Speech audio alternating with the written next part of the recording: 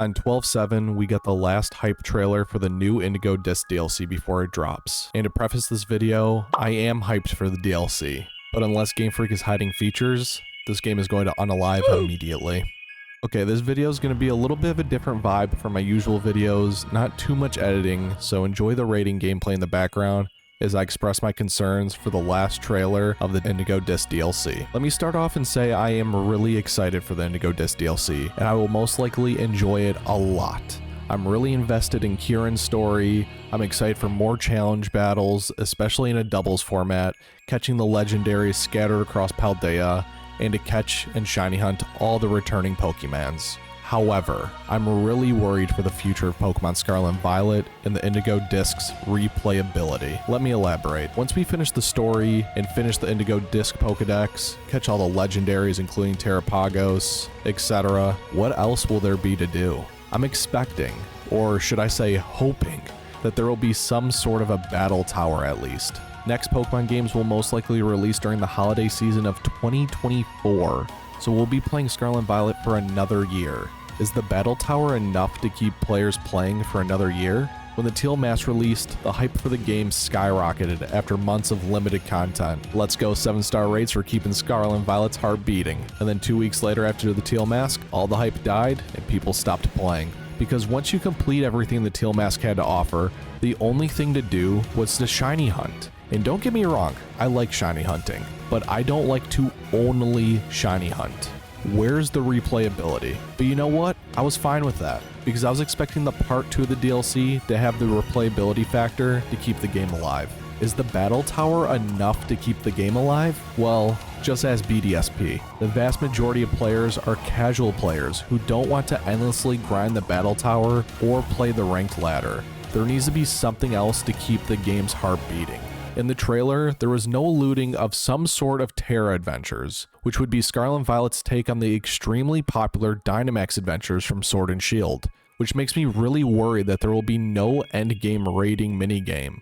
But why is that a big deal? Who cares if there's no Tera raid adventures? Let me put in perspective how popular an endgame minigame like that is. People still play the Dynamax adventures to this day, and Sword and Shield are 4 years old. Or 2 years old since the Crown Tundra's DLC release. I can start a Dynamax adventure raid right now, today, and get a full lobby because there's still a demand to play the game.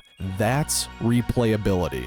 Pokemon Sword and Shield struck the gold mine when they reworked their bad raiding mechanic and gave you an awesome reward to strive for. A 1 out of 100 chance for any past shiny legendary Pokemon. It gave people a reason to keep playing, to keep grinding, and people did keep playing.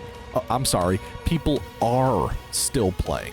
When that euphoria hits when you get the shiny legendary, it's almost incomparable. As much as people crap all over Sword and Shield, you can't deny that game has the most replayability in a Pokemon game in decades. Maybe ever since Pokemon's Emerald's battle facility. Now, if you're a hardcore shiny hunter looking for a complete shiny dex, or a competitive player, then you'll most likely continue to play Scarlet and Violet for the next year. But the vast player base are not those kinds of players. People get bored of shiny hunting eventually, and people don't necessarily want to be hyper competitive if they just want to chill out and play Pokemon. In the trailer, it seems that legendaries will be static encounters in the wild, pretty much confirming the leak we already knew. We don't know yet if they'll be shiny locked or huntable. But let's just entertain the thought that they are shiny huntable. How long will you sit there soft resetting for a shiny legendary till you quit the game for the last time without realizing that was the last time you closed Pokemon Scarlet and Violet?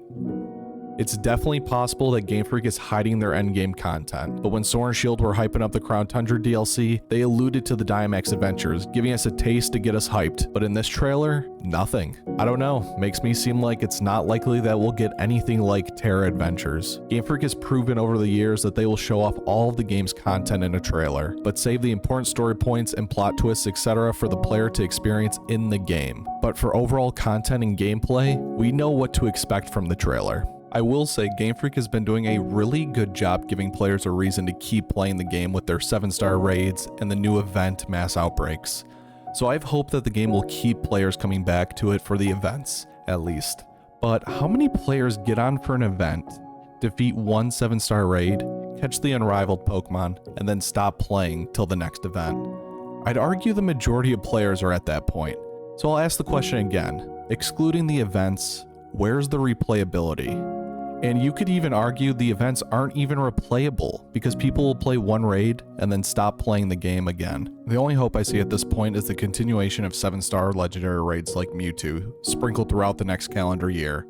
But Game Freak, I implore you, as a random guy on the internet, to take a step further and don't do what people are expecting. Give your player base something even better and introduce 7-star mythical raids. Show to me and some other players that you can keep the game alive without something like Tera Adventures. I don't know. I'm recording this all before the Indigo disc drops, so I could be completely wrong, and I hope I am. I want Tera Adventures so badly, because I really enjoy playing this game. Hell, I love these games to the point where I'm posting content surrounding them. I just hate to see the game die an early death. So let me know in the comments if you agree or disagree with my thoughts. Or if you're watching this after the DLC drops, let me know how much of an Iron Hands player I'm being. Regardless if you agree or disagree, I hope you enjoyed today's video, and I'll see you in the next one. See ya.